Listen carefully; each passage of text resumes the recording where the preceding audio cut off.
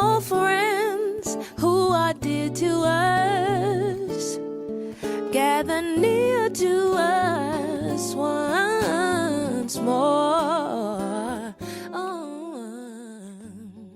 Hello, this is Milepost. I am Tomi Oladipo. On this episode of the podcast, Lisa Oduor-Noah. She's an incredibly talented singer and songwriter from Kenya. The next big thing, or at least I think she should be the next big thing, emerging from the East African music scene. Lisa Oduor-Noah, thank you for joining us on this podcast. Thank you for having me, Tommy. How's it going in Nairobi? Well, it's hot. It's summertime. I think we're all very happy that that's the case, because December was weird. 1 second we were like, oh, it's raining. And then all of a sudden, no, it's summertime.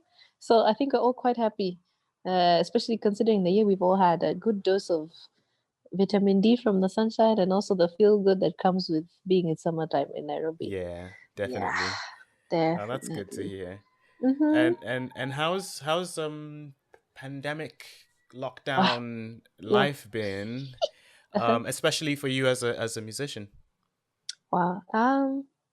I think I'd say we've all been working our careers out in a certain way up until, I guess, COVID hit, Like, you're like, okay, what's the next gig? What's the next lesson? etc. You keep going, but this just came and said, halt. You're not going to do all those things, or this is going to look different for more than 9 months of the year, And even presently now, in as much as some things have opened up, we've all still been like, okay, relegated to the thought of, okay, now we have to plan for sanitizer, we plan for spaced seating. How big can the gig be? Will that allow me to make back a certain amount of return? So you're still having events? There's some, actually, that are happening. For me, majority have been online, a few in person. But even the ones that I'm rehearsing, that I did, like the live one I did in December, which was called 'Tis the Season, everything was under COVID-19 regulations. So we had sanitizer, we had masks, we went for rehearsals, we sanitized everything before you even start. Wash your hands, spaced seating, everything. So, because at some point it's like, okay, so does my career get crushed because of the pandemic? And at the same time, also outside of the lives, because at some point, I think apart from children getting screen fatigue from learning, I think we were also all exhausted because you don't get to connect with the audience the same way, Now you have to wait to read comments instead of being like, yeah, come pick up the mic, Right. It's a very different adjustment that we all had to make psychologically, emotionally, music is also a coping mechanism for so many people, So even more people were turning out more music. I think I've never seen so many album releases in 1 year, because now people are just like, because people are just locked up, yeah? Yeah, exactly. Like, look, Tori, Kelly, PJ, so many people were just turning out music, singles, videos, because now, and then also gigs, because you couldn't have in person. There was more room. I think Tori Kelly did one every week. And even guys like a friend of mine, Joki Karu and Newman Ward, they did one, I think, every Sunday for a certain amount of time.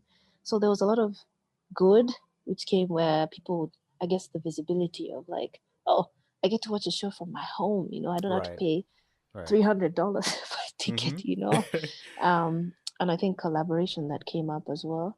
And personally for me, I think I was more quiet because I was like, I took it in first before I decided to just do stuff. So that when I eventually did something, I was in the right frame of mind. Because I think the thing that so many people forgot, it was like, yeah, I need to make money. But for me, I was like, okay, making money is great, but how am I managing myself and my emotions?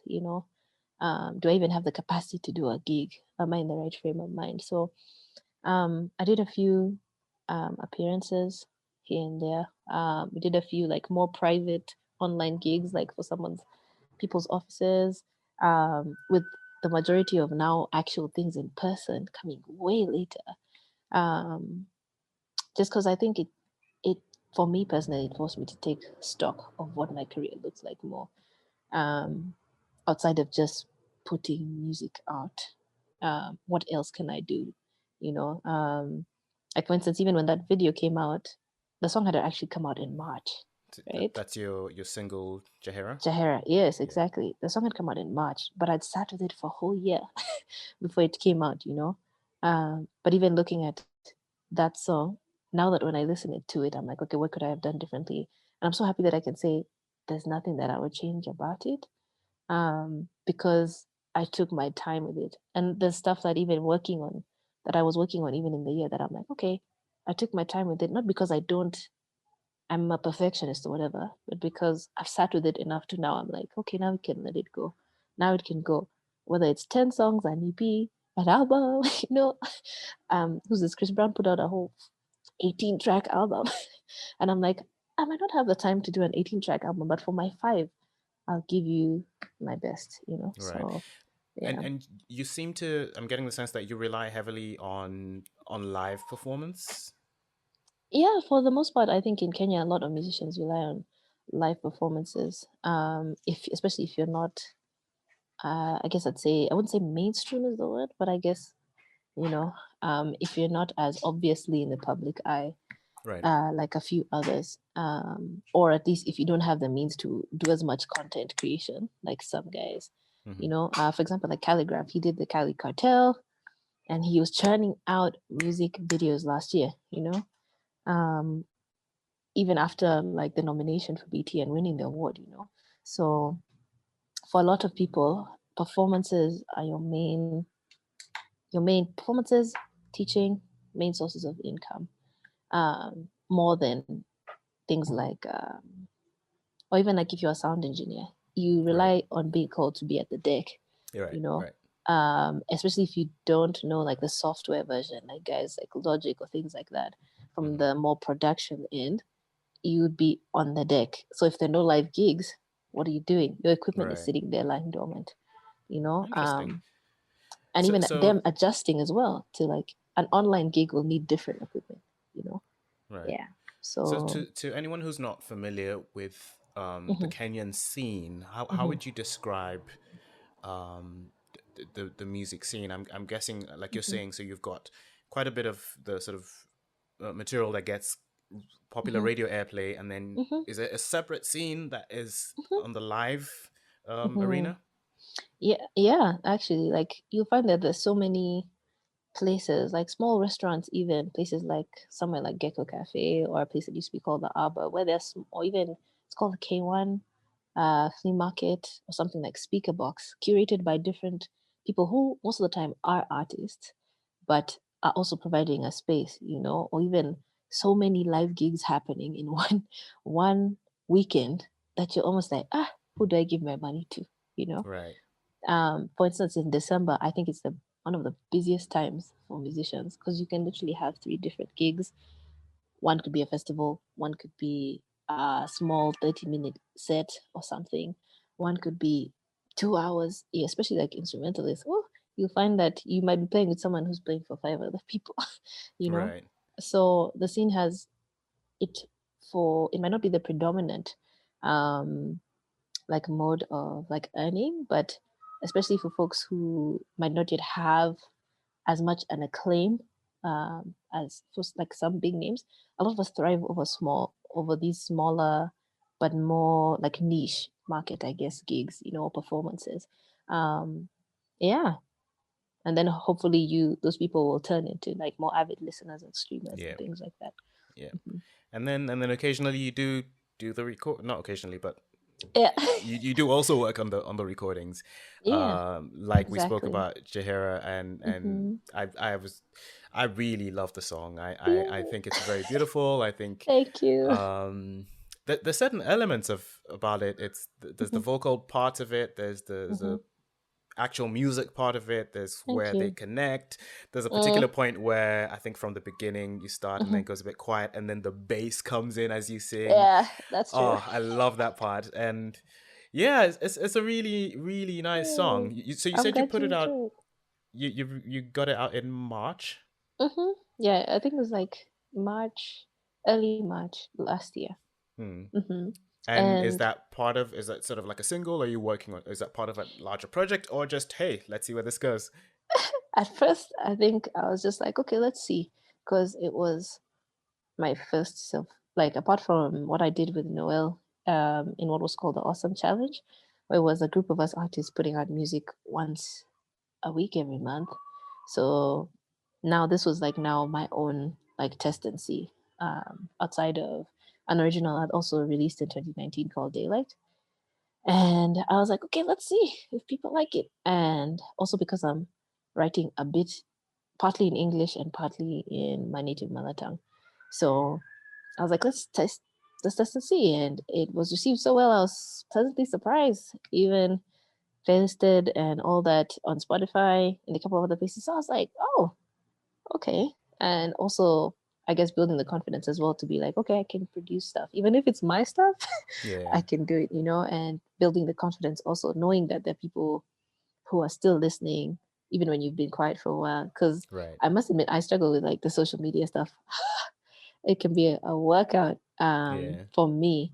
I think more so because I'm just like, can I just do one part? Like, just can we Mm. do the music? Then I just say, okay, here, or have gigs. Can someone fund Yeah. my gigs so I can just Yeah. be like, come, we sing together. Yeah. Um, but yeah, so it came out in March, and I sat with it for a whole year. Funny enough, and I know like the process for that song was just so funny because it just came on its own. Like I had the what do you call it? The chords. I find that sometimes I'm a melody person Right. more than a lyric person first. So I just had the jam for the do, do in my head, and I was like, okay, cool. Then the process started from there. And then sometimes I find that it'll come in one go, and Hmm. then I'll start editing it over time. And then I'm like, oh, yeah, no, that's the one. So even when I put it out, I was like, well, let's see. Yeah. And how's this working? Are you sort of sitting at home on a keyboard, or how's this? Or are you just sort of playing it in your head, or So and you it can record in your start in my phone and head. Yeah, actually, like a lot of things happen like that. Sometimes it might be in my head. I don't have a keyboard yet. I used to do it more on a guitar. okay. And then, or if not on my laptop's keyboard. So I said, woo, thank goodness for Logic. Control K. Then you hold things down. And I was like, okay, started very basically, honestly. And then the melody is what grew on me. The is what grew on me. And I was like, okay, how can I figure this out? So even when, funny enough, even before the song came out in February 2019, I had done a show, and we did it live first before we Right. did it. There was any sort of production, and it was funny because no one had heard it, and that was the first time it was actually played. So whoever was at that gig had the privilege of hearing it in its most skeletal form, Nice. and it was so much fun. I honestly feel like sometimes if there's a way I could give you people the live one, and but this one, I wish I could. So it actually, like, even the lyrics, um the chorus Yeah. came first. What does Jahera mean? Jahera actually means, well, Jahera or Jaherana can mean the one I love or my love, Okay. the one of my love, I guess. Okay, that's in Yeah, Luo. that's in Luo. Yeah, the Luo. Luo. Yeah. Yes, exactly. Yeah, and it works so perfectly because the chorus says Sechemoko Gimadwaro and Inkende. That means sometimes the only thing I want is you. All the time, the only thing I want is you. So it's like, um there's the times I'm like, you could irritate me or whatever, but then it's like, well, I'll still choose you. But it's more Mm, in the way of like, even I'm I won't leave the love. You're still the person I'd want to give my love to. And even the verses say that, like, I'm like, listen to the things I'm not saying. The things where I feel my frustrations, but most of them are actually happy things, which is customary of a relationship. So it was kind of my ode to, whenever love happens, I'd hope that you see these things, and I hope right. that we can enjoy these things. So yeah. Oh, nice. And um, writing in you said you're writing in English and in Luo. Hmm. Um, do you speak Luo regularly, or is it just We because we kind of do with my mom like on at home? Yeah. occasion. Yeah, yeah, yeah. Okay. But it Because used to be what more one when I was little. Yeah. okay, one thing I've Mhm. noticed with a lot of African artists, Mm. is, even though we might speak English every day, when it comes to, for example, composing music, you want Right. to do it in either your sort of your own Your native language language. or a Yeah. mix of English and your Yes. language. Yes. Exactly. Why is that? In at I least in don't your know. experience. At least for me, I think it was also exploring what that looked like when I was older. When you're younger, it's more like conversation, directional, like when your parents want to kind of threaten you, they do it in another language, Right, right. But then now I'm like, okay, how can I articulate feeling? It's also different for people's ears to know what music sounds like in the rhythms that come from our cultures. Because not everyone is exposed to the Luo. When I reference something, a genre called Ohangla, that's common just to that tribe. Or even if I reference Lingala, it's common to that culture, which is why it gives someone a different taste of what music looks like in there. And music is a language, and it's like, if I can intrigue you enough to see what this looks or feels like in my language, whether it's the way I sing the words or the way I speak the words, just like poetry. You have so many different poets you might like, but they're not at all the same. Right. But you enjoy them for that thing, apart from the connection you have with what they're talking about or what you resonate with. You enjoy that, I wouldn't say even authenticity, but that uniqueness. That's the part that you enjoy, you know. Because they might all be saying the same thing, but it's how they Right. say it. Yeah. And for me, Luo is one kind of expression. It's also comfort. It's familiar to me. I might not be as like fluent as some folks, but for me in that moment, I guess expressing it in that way, especially like for the chorus, felt more at home. It's like even Mm. how you might have an outburst and you want to do it in English. Right, right, right. It'll come out in you, and someone else will be like, "What did you say?" And you're like, I don't even know how to explain it to you, Yeah, yeah. or even how some things you find it easier to articulate it in that language. Yeah, I suppose Yeah. that's an advantage of being multilingual. That Mhm. some things are expressed better in a Yes. different language. Yes. Exactly. Oh, that's Exactly. cool. Just going back to Hmm. where this all began. When did you decide that music was a thing to take Oh. seriously? In fact, when did you know you could sing? Oh. Because because every my own example, I thought Yes. I could sing. I thought I could Uh-huh. sing. Hmm. And then once you sing in front of people and people are like, Right. And then they're bro, like, yeah, "It's a good yeah, you job." know what? I think you're better on this other side, So for you, was it was it you hearing yourself sing and thinking, oh, that's Hmm. good, or was it a bit of A prompt. affirmation from other people? Honestly, um, I Or tell a lot both? of people it felt like I fell into it by accident. So, um, I'd been singing for a long time, whether in front of my siblings, whether in front of a TV. That's how I learned how to sing. I'd sit and mimic what people were doing on TV after school, right? And then I think the one time it was more recognized was like we were doing a church play and we were told to audition. And then someone said, "Huh?" And I said, uh, "What is it?" And they're like, "You mean you're just here singing like this?" And we didn't know. And I was like, am I doing the right thing? Like, it wasn't even like, is it that I was more like, do I sound bad or not? And then they're like, what do you mean? Do you sound bad or not? you know? uh, Um, so for me, it was more like, I used to do it like after school when I was playing solitaire. I'd sing my heart out, like listening to everything from Drew Hill to Kofi Olomide to like, what's the Aretha, singing. And my brother used to, wow, this is throwing me on a throwback. My brother used to make like discs, like with like a collection of songs, like if it's neo soul. And then my mhm. parents used to play music all the time. So I've grown up with so much music in my just playing in the backdrop of my life. But I think maybe I was 13 when someone was actually like, okay. Actually, it might have been younger. I had a great music teacher called Miss Njoroge in Msongari. And she was like, we can go with you even to the music festivals. Wow. Unfortunately, we went to the music festivals and there was so much confusion.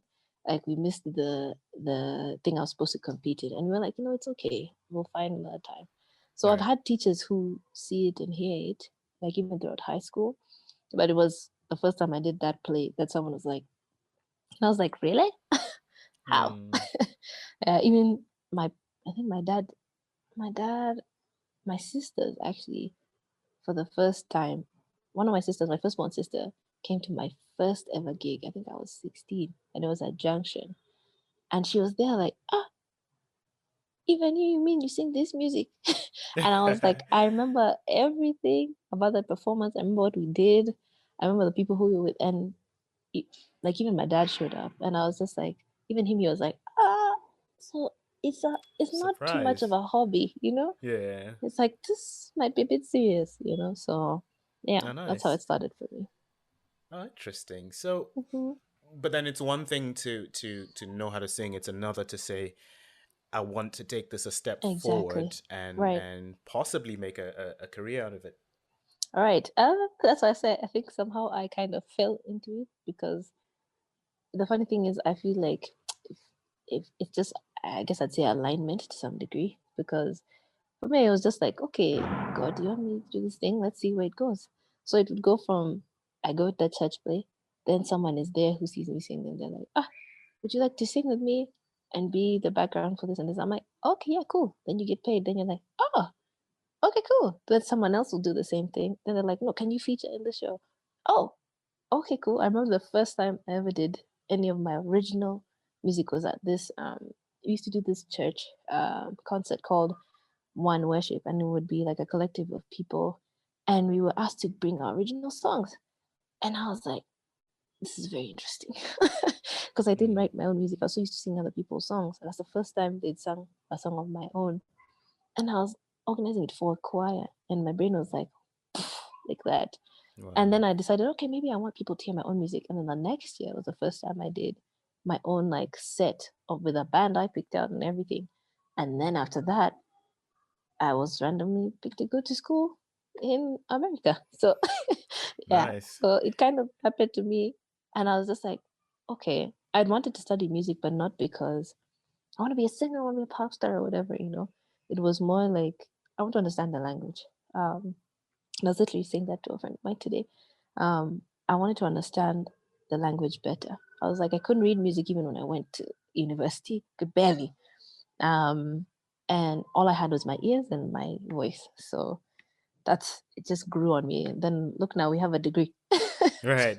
Yeah. Yeah. Which you ended up in Berklee College of Music in Boston in the U.S. Mm-hmm. and Mm-hmm. that's just not anywhere. That's elite. So Thank what was that like? Do you get there and you. I mean, Mm-hmm. what's the experience like when you get there and I can imagine there's all this talent everywhere, world class Mm-hmm. talent.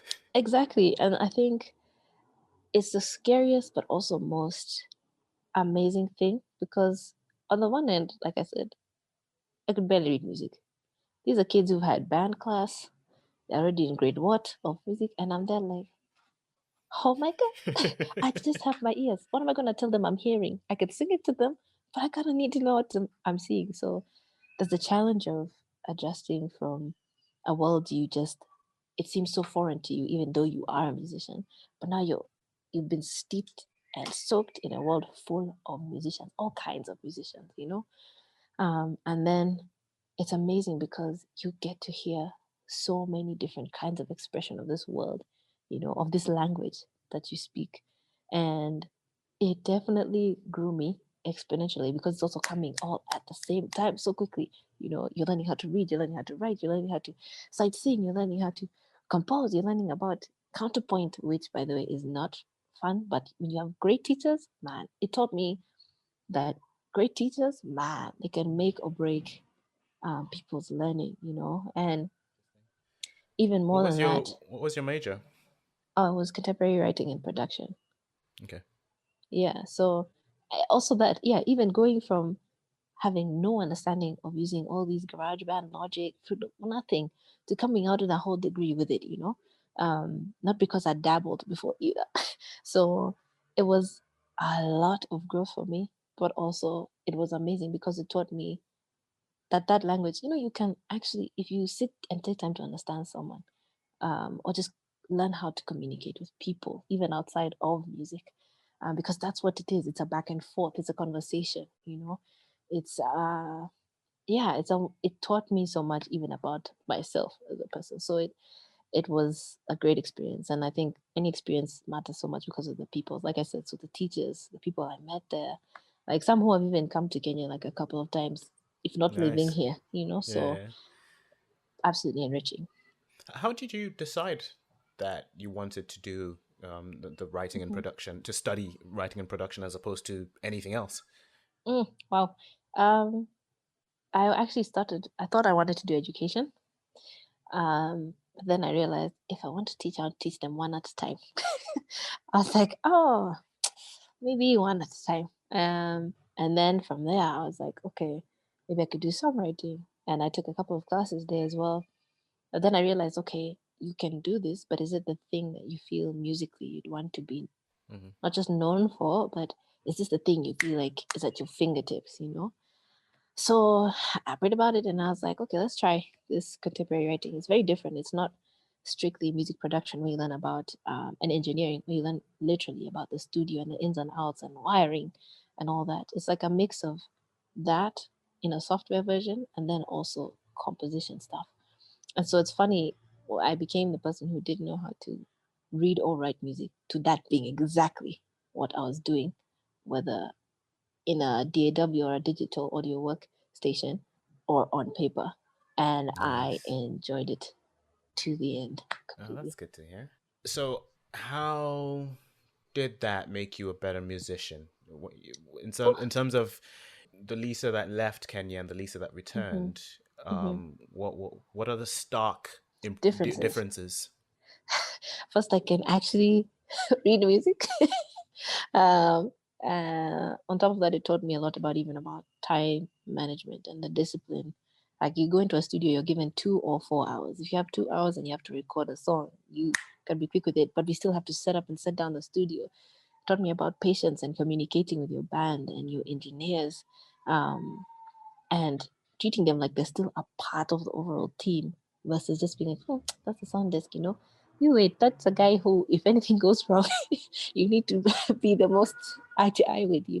Right. Um, how to communicate with your band, knowing how to write lead sheets, which are the things for if you go for a gig with someone new, you write out a chart for your song and you're like, can you read this? Look at this. Can you explain the changes to me? That kind of stuff. So some of the stuff that seems so basic to people who are steeped in this world. But if you've not entered, especially even in the classical world, they can do some of that stuff. But if you've not at all been there, you're just like, what is a lead sheet? What do you mean read this and play it while I'm doing it? you Hmm. know? Um, and then on top of that, also just how, I guess, mentally for people and emotionally, music is not only a coping mechanism or a language to help them articulate what they're going through or what they are processing in life. Like if I ask you, when you were at your lowest, are there songs that got you through, things that you remember because of, or that period of time, the things that you remember that are linked to Right. music.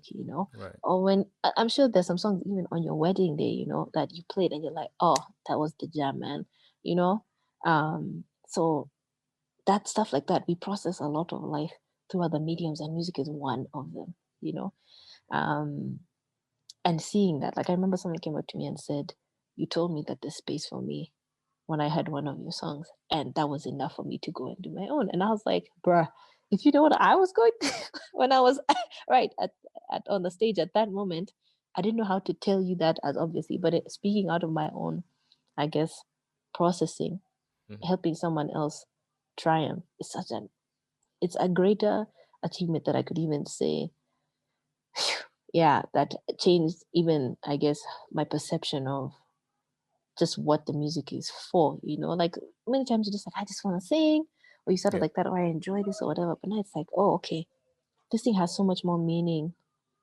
than we can Right. articulate. And then more than that, how much more I get to connect with people outside of just providing them with feel good vibes when the music comes out. Yeah. But Yeah. also, I'm like, there's so much more that I'm linked to in your life, whether not as obviously, I guess overtly. But imagine I'm the soundtrack to a part of your life that is amazing. That's like something you can't change. Yeah. Or even like, I had a teacher who taught us, don't like the elevator pitch concept, right? Don't tell people, yeah, my name is this and I can do this and this. And she gave the example of a man who said, how's your name? My name is John. And he's like, oh, John, what do you do? And he said, I help children dream. And then you're like, Ooh. huh? Right. And then he said, I help them dream by writing this and this. Or I draw pictures in books. And he's like, articulate what people tell you about how you make them feel, Right. And then it gives you a very different view about what you do, about anything you do. And that really changed my perspective. It's like, yeah, I want to sing, but now it's like, oh, wait, I might be providing feel good vibes, but I help create soundtracks to people's lives, you know, which gives it so much more meaning and Oh, purpose. that's So, interesting. Oh, mhm, good to hear. Wow, because it's a lot more than, and I guess maybe from the outside looking in, you sort of just mhm. think, oh, okay, someone's talented, they've got a good voice, Right, slap some words together, and get right, in the studio, sing something, and right, make right, everybody happy. But it's a right. lot more. I mean, A to whole put lot it more. simply, but Right, right. it's a whole lot more than. Mm-hmm. But there probably is an element of the industry that operates like that, Oh that yes, does there operate is. on that Oh, entirely. simplistic manner. And Because like there's a part of the niche where it's like, yeah, people and all that part, but there also has to be the other side where it's like, okay, we have targets, we have how many people we want to see, like how visible are you to the market, there's a side for now, we need more than just your feelings, we need the product to be visible and for you to go further out so that we also generate money for you to keep doing this thing that you want to do. So that part also has to be feasible. Yes, for niche market it's a bit different, but I think especially, and you see that with more visible, like let's take Sauti Sol, like we've seen that come up from the first album, songs like Lazizi and etc. That started them out, where now they have a whole like label and etc. And you've seen the come up, although not as intimately, but you see how we've gone from the side for, okay, now we've done the songwriter, sing songwriter thing. But now we're like a boy band, and that's now our image. And we see the come up from there. Now it's like, okay, now we've become these symbols of something, you know? And how do we make that feasible into other areas of our music? Okay, we've had now sponsors are partnering with us. They see the brand, So there's definitely that side. so do you foresee anything changing for you Hmm. in that regard, or do you think you're predominantly, Niche. yes, niche is the word. The irony is, like, you see, someone might consider Jahera niche, not so niche, you know. If I go and tell you, okay, if you sit in a meeting, it's like, okay, how can we partner with you? And I say, okay, this song has done 30,000 plays and I need viewership. Can you give me videos? So I have reach. I have some degree of reach. I have a certain amount of following. I can target growth, and I think that what's helped is things like Instagram and all these analytics that have come up to help you go and articulate what you're actually doing outside of saying, yeah, this number of albums, especially for independent artists. I don't have someone necessarily tracking the albums or songs that I've sold. And even for labels right now, they're looking for people who already have following or people who already you've done some of the work, you know. Um, and now it's for us to make you seen more. So for me, I think if anything, if it's to partner with people to do the visibility thing, I think I'd have to articulate what I want in that relationship. Because in many ways, you've seen the artists who benefited from partnering with labels and the people who have really suffered from label partnerships. So even if it's something like, okay, if I partner with a distributor who's going to get my music to more parts of Europe, that benefits me. And if they're like, okay, you just churn out a certain number or a quota of songs. Like I could do that. What's feasible actually, I don't want you to tell me, yeah, we'll give you $5 million. And I'm like, oh my God, you'll give me that money, but I still have to pay you back. So um just working it out, where it's partnerships that not only partner with the vision for the music and where it's gonna go and what it's gonna do, but also how even me partnering with them also benefits them and what does that mean for um, not just my music, but also me as a person. Because the growth isn't just going to happen for the music; it's also going to affect character and a bunch of other things. So that's for me. It's holistic. How do you take that forward? Because in Kenya, Mm-hmm. you've got, as we're saying, you've got a bit of the sort of popular music and you've got Mm-hmm. the niche section, the live music scene, but it does have its limits. So how do you Mm-hmm. grow beyond, let's say, if you want to reach across the continent? Mm-hmm. Do you sort of just rely on the sort of digital techniques we've got right now and the social media, Mm-hmm. or is that something you're not actively immediately Interesting. planning? I think one, yes, there's the digital like aspect, but I think also collaboration. Like if you think you can work with someone, it doesn't hurt to message and ask, yo, um, can we work together on something? Like even, and I think the blessing of going to a school which had so many different types of musicians, so many of the ones who are my friends or otherwise, I can reach out to and be like, I really like the way you do this. Can we try and work on something?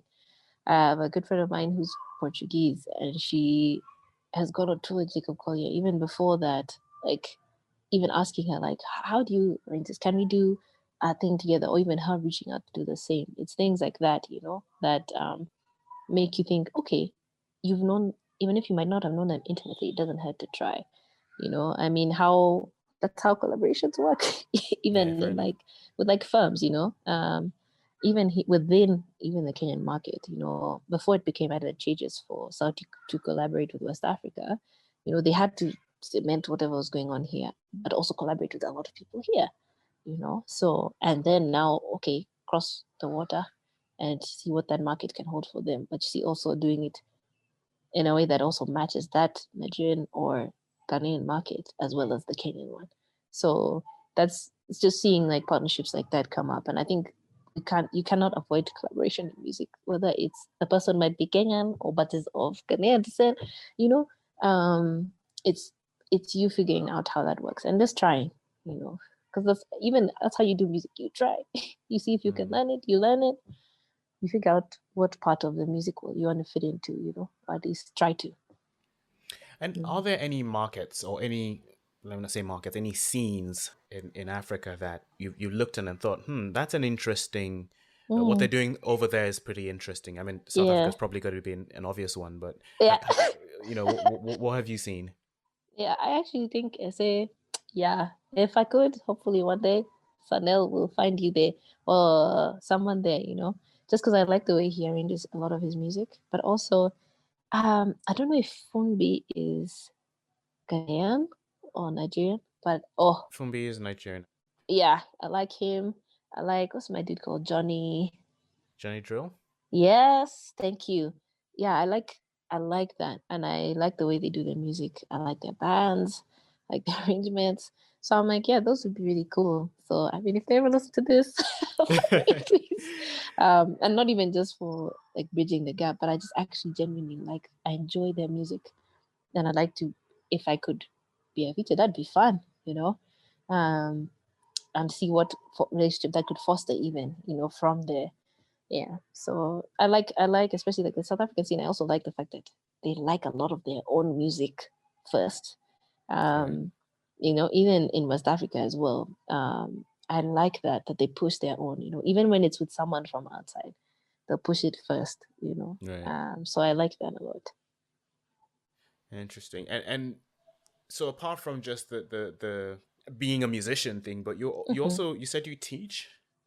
Yeah, I'm a voice teacher on occasion, Okay. and I have other interests. Like even before I started going to Berklee, I was doing psychology. So I have interest in there, hoping to go back to school, and pick up a few of these other passions as well. Because I think like music is just one part that people see. It's the most obvious, you know. But again, we're a whole person. So it's just that I might be known well for music, but who else knows what's going on up here? You know, that I might maybe one day wake up and write a world changing book or something, you know. I think the also gift that music has allowed me to do is you, it allows you to read people. It tells you how Mm. they're feeling. You know, it tells you whether in that moment, and you get that moment once, you know, That's whether it's a interesting because performance, you know. you standing up there and you look at people Mm-hmm, and you give them something and you see how they respond to what you give them. mm-hmm, exactly. And it's almost like asking, not even how does this make you feel, just seeing what are they feeling, you know. Even when someone comes up to you after and might be thanking you, whether they enjoy it or not, whatever, it's like you see a change in someone. You see, even when they articulate it to you, or even when you're like, wow, I was just singing a song about my own struggle. And at the bottom line is humanity desires connection. We can't operate without relationships, like, period. And music is such a great teacher for that. I never thought about it that way. That's pretty interesting. How then does that affect the way you channel your work, or you put your effort into your work? Yeah. Well, you know how you always told, do your best. And for me, like, even when you're ready to let go of a song, for a while it took me a long time to put out music. And even when people would ask me, are you doing an album? Are you doing this? I'm just like, I don't have answers for you. I'm also working through my own process of what putting out that album looks like, but also realizing even then they're like, I want to be able to have this with me when I feel, let's say I'm having a bad day. I want it to be that close. See, again, that whole connection thing. Or even like, I want this to be what I listen to get my day going. Yeah, interesting.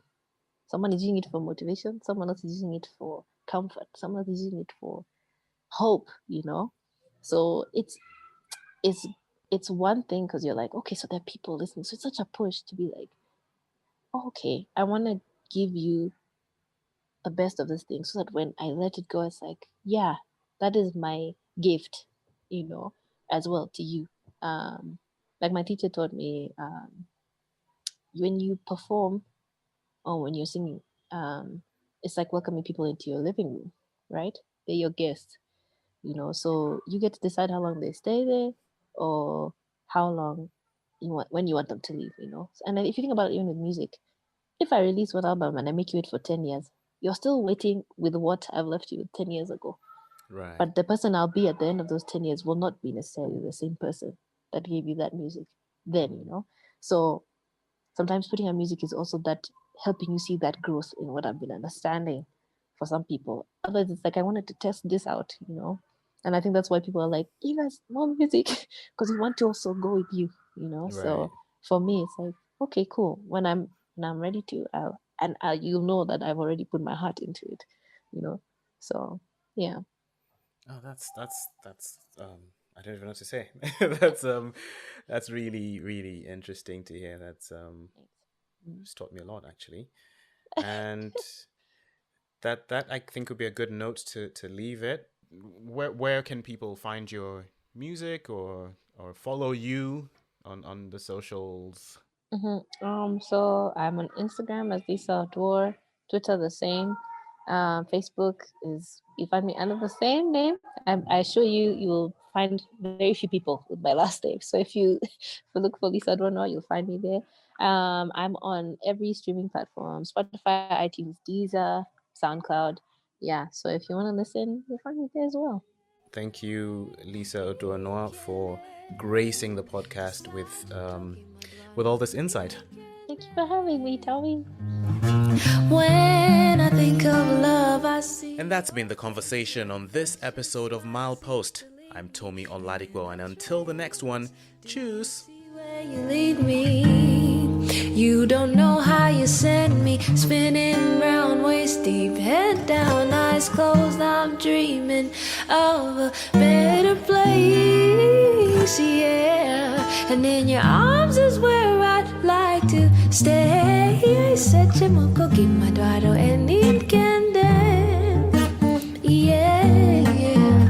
Tasadi to gimadwaro en in kende, yeah, yeah. Seche moko gimadwaro en in kende, yeah, yeah.